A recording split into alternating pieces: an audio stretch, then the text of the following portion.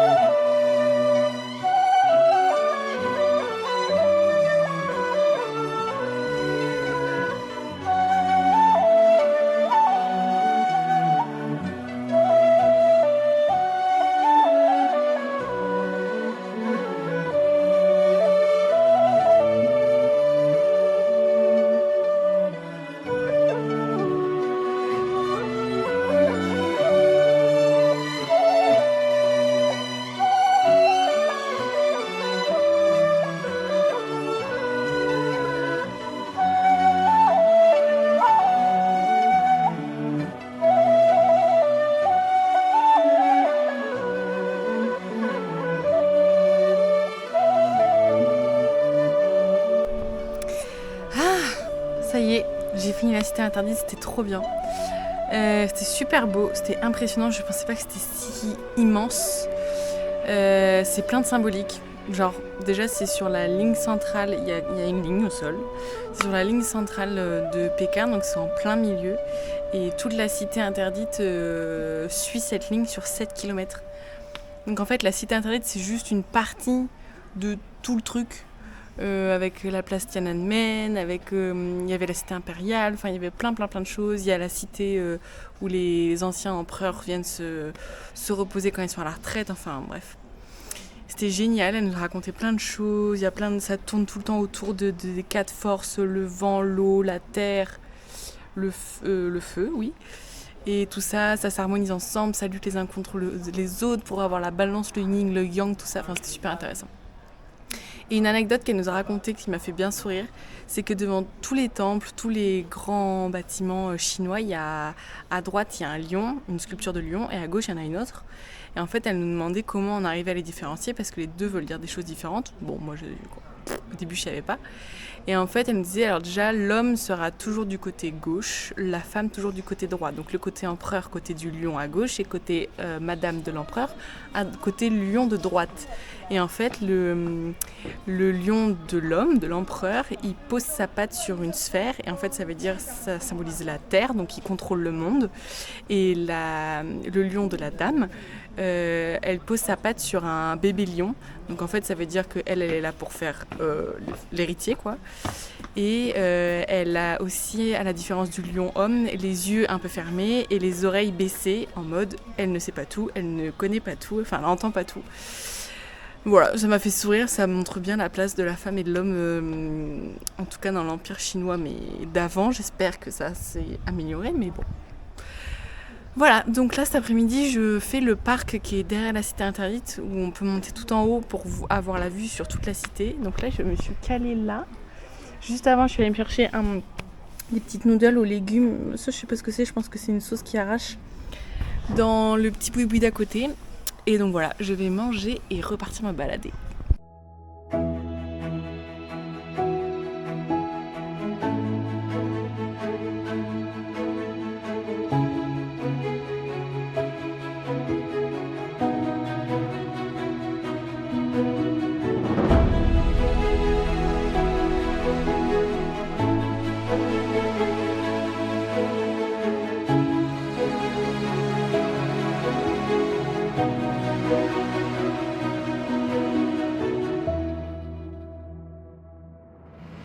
Bon, je continue de me balader là, je suis en train de rentrer vers mon hostel, mais c'est fou, à presque, je sais pas, tous les 500 mètres, ou enfin à certains recoins de rue en tout cas, il y a tout le temps des contrôles de police, donc tu dois tout le temps montrer ton identité.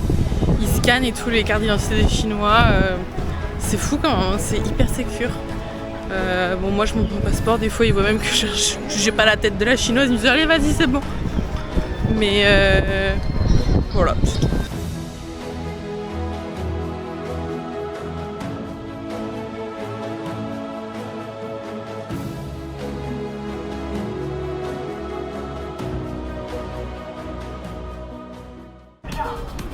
Bon matin! Et bien écoutez, on est parti pour une journée temple. Ce matin c'est le temple du ciel et cet après-midi c'est le temple des lamas. Donc voilà, un tout au sud de Pékin et un tout au nord de Pékin.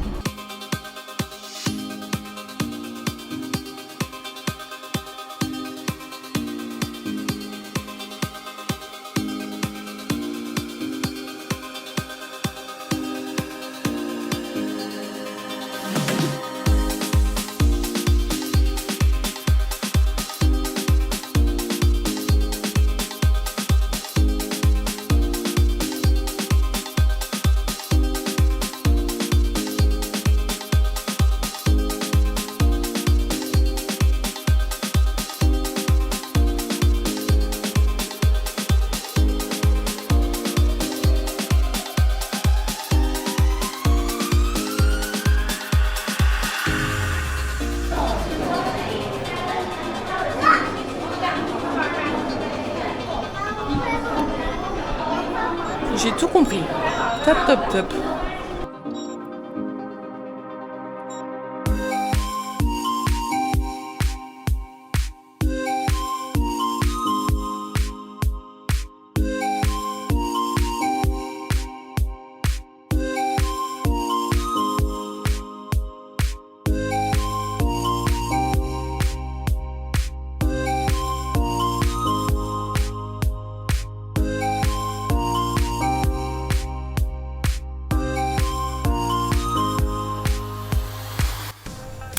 Ça y est, j'ai fini mon tour du temple du ciel. C'était vraiment très chouette. En fait, c'est un énorme parc. C'est hyper calme, hyper apaisant. C'est très beau. Et dedans, il y a plusieurs temples. Et ça servait à ce que l'empereur... En fait, ça fait partie des dynasties Ming et Qing. Donc c'est genre 1400-1500. Et l'empereur venait ici pour faire des prières, pour prier pour la pluie, les moissons, etc. Se reconnecter avec la nature. Donc il y avait un temple pour faire d'abord un jeûne. Après il y avait un temple pour faire des sacrifices animaux. Après il y a le temple où il allait prier pour les étoiles. Après il y a un autre temple pour prier pour autre chose. Enfin bref, c'était très procédure très stricte. Mais... très beau!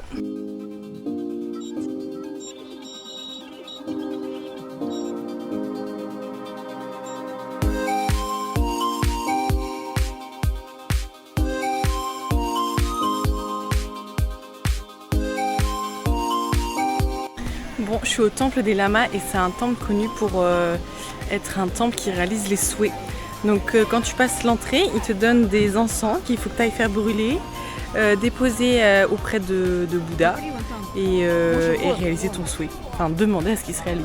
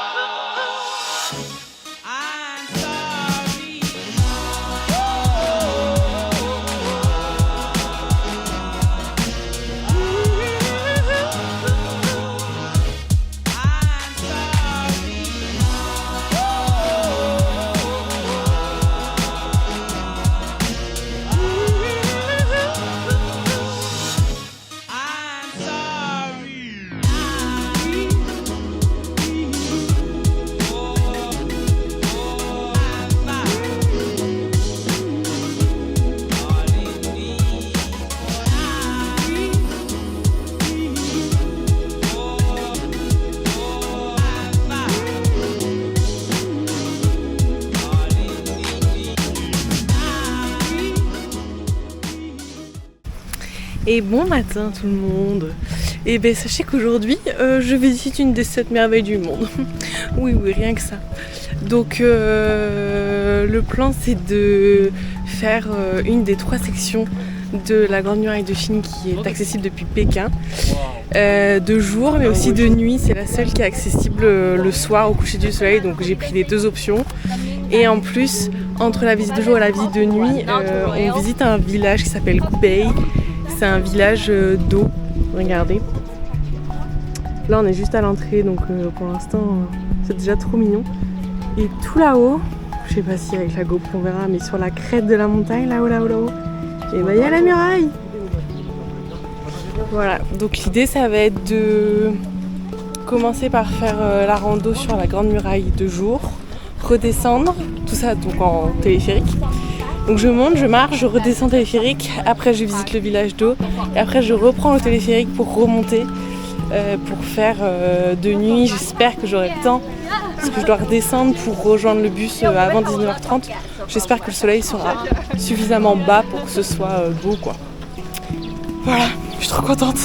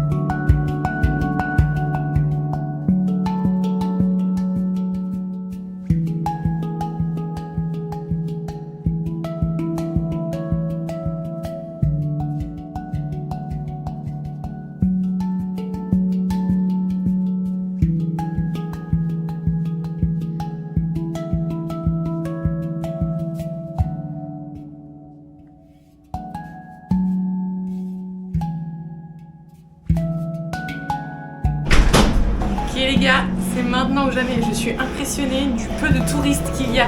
Donc je suis seule dans ma cabine téléphérique. Et c'est parti. Direction la Grande Muraille de Chine. Bon, du coup, j'en profite pour vous expliquer. Là, je suis sur la portion la moins visitée par les touristes parce que c'est la plus éloignée de Pékin. J'ai fait 2 heures de bus pour y arriver.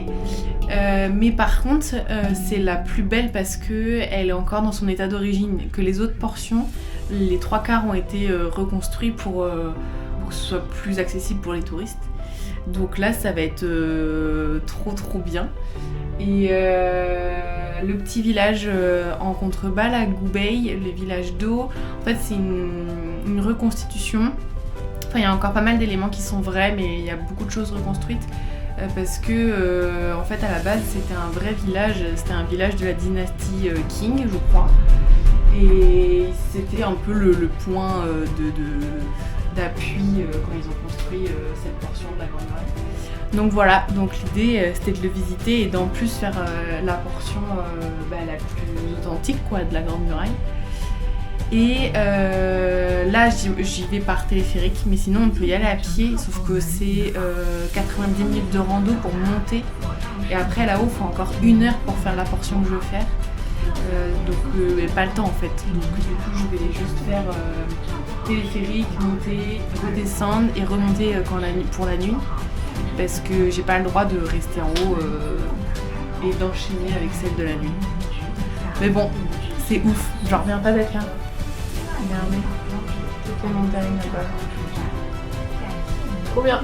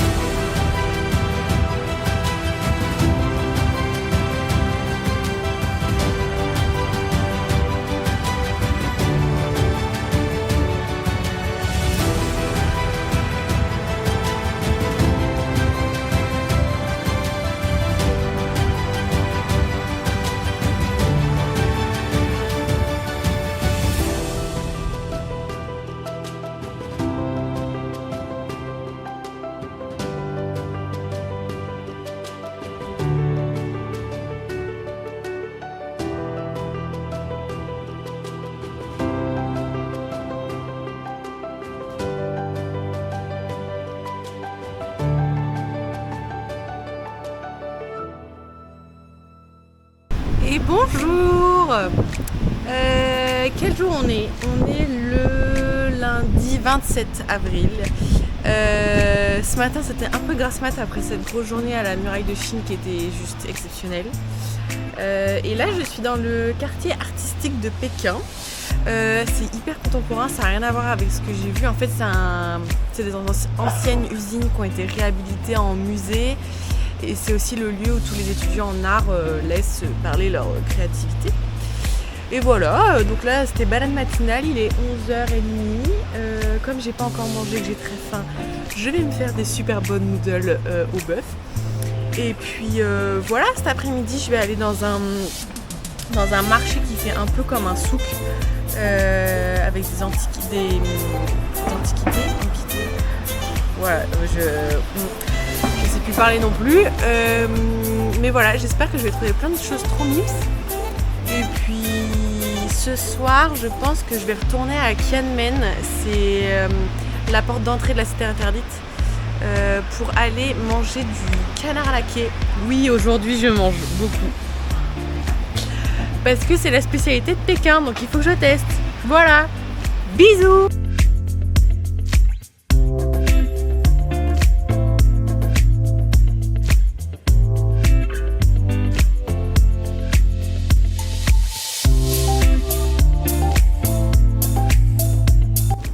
Bon, je me devais d'essayer un vrai matcha, quand même, quitte à être en Chine.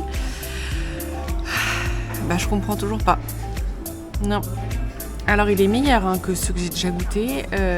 J'ai moins l'impression de manger un stade entier de gazement. Peut-être juste la moitié du stade.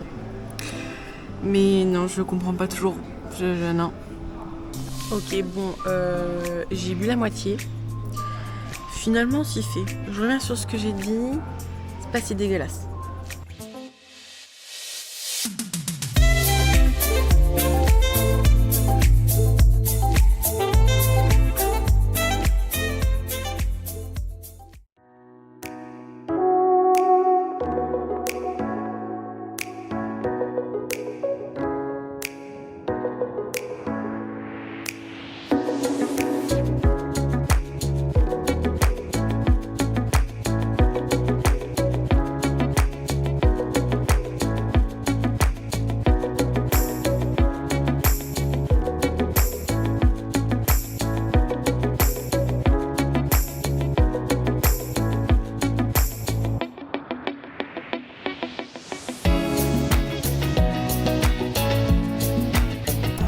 Bon les gars, je viens de m'éclater la panse.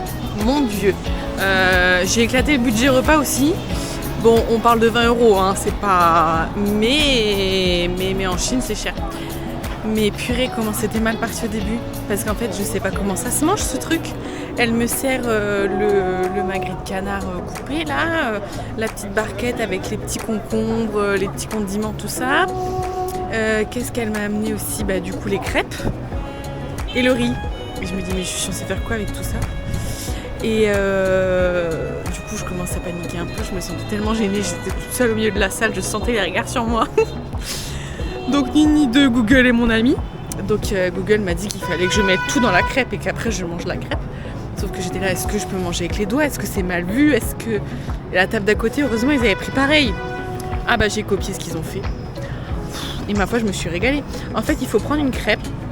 Après, tu mets le canard, tu trempes les condiments dans les sauces que tu veux, puis après, tu les mets dans la crêpe, tu roules la crêpe et tu manges avec tes doigts. Voilà. Le riz, je sais pas à quoi il sert. Et j'avais pris avec une assiette là, d'haricots verts et d'aubergines. Et les aubergines confites comme ça là. Maman, c'était la régalade.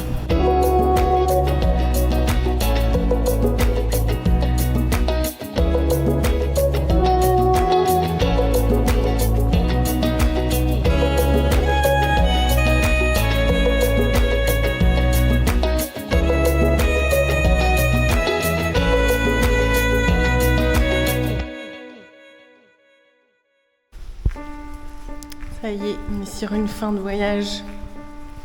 J'ai toutes mes affaires. J'ai dit au revoir à Pékin ce matin. Et puis ben là c'est parti, je me redirige une dernière fois vers ma station de métro. Et puis ben go, en direction l'aéroport. Et direction la France. Putain, ça fait tellement bizarre. Mon Dieu. Là en tout j'ai 18 heures de voyage en avion qui m'attendent. J'ai d'abord 3 heures de vol pour rejoindre Xiamen, une ville au sud de la Chine. Et après un autre vol Xiamen-Paris. Du coup j'arrive à Paris demain à 6h, 7h du matin je crois, heure française. Et j'ai mon train directement pour Nantes pour retrouver la petite famille. Voilà, bon ben c'était encore une super aventure, merci Pékin. Hyper surprise mais dans le bon sens. C'était pas du tout sur ma liste de choses à faire et pour autant j'ai tout aimé de ce que j'ai fait. Donc voilà, c'était trop bien et bisous tout le monde. Ciao.